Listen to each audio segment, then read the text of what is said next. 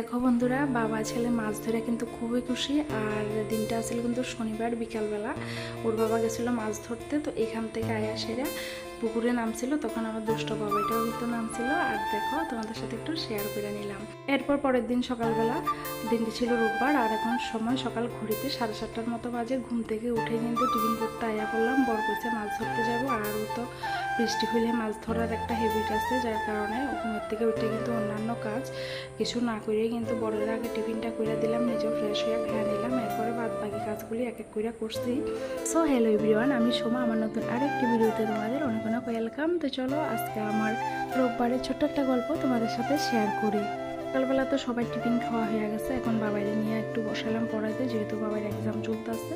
তো একটু পড়াশোনা করে কিন্তু বাবাই উঠে গেছে। এরপর আয়া করছি রান্নাঘরে আসার এখন ভাতটা বসাইয়া দিলাম।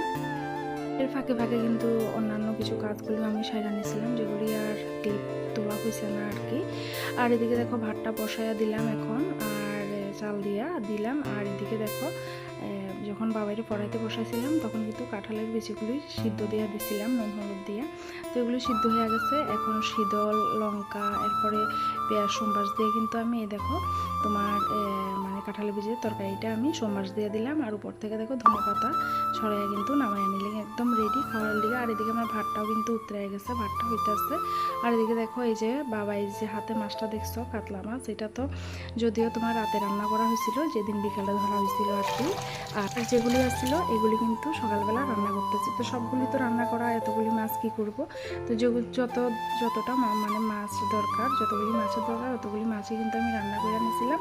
আর আজকে মাছের তরকারিটা রান্না করছিলাম তোমার চিকন কইরা ঝিঙ্গারে কাইটটা, তারপরে রান্না করছিলাম আর কি। বড়ই কিছু এভাবে রান্না করতো। তো এখানে দেখো সব মশলা কিন্তু দিয়ে দিলাম, লঙ্কা পেস্ট করছি, জিরে গুঁড়ো, ধনে গুঁড়ো, এরপরে দেওয়া হলুদ নুন সব কিছু দিয়ে কষাই ঝোলটা দিয়ে দিলাম। আর এখন দেখো আমি নামাইয়া নিলাম। তো এই ছিল আজকে আমার দুইটা তরকারি আর কি। এরপর রান্না করে কিন্তু বেশ তাক সব কিছু মুছা বাসন টাসন ক্লিন করে এরপরে দিয়ে ঘর মোস্তায়া করলাম।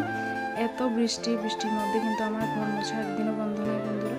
মানে কারণটা হচ্ছে একে তো বৃষ্টি, আর পায়ের সাথে মানে নোংরা আয়া পড়ে। আর যেহেতু টাইলসের ঘর, মাটির ঘর হলে তো সমস্যা নয়, বোঝা জানায়। আর যেহেতু সাদা টাইলস, ওই কারণে আমার আর একটু সমস্যা হয়ে যায়, যার কারণে প্রত্যেকটা দিন আমার ঘর মুছতে হইতেছে। তো সবটা ঘর কিন্তু আমার মোছা এখন কমপ্লিট করে নিলাম।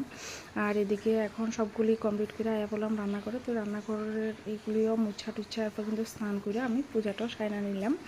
তো এই ছিল আমার রবিবারের ছোট্ট একটা গল্প। তোমাদের কেমন লাগলো অবশ্যই কিন্তু জানিও। আর এদিকে পূজা দিয়ে আমি সিঁদুরটাও পরে নিলাম। তো চলো বন্ধুরা, ব্লগটা এই অবধি রাখলাম। তোমাদের কাছে কেমন লাগলো অবশ্যই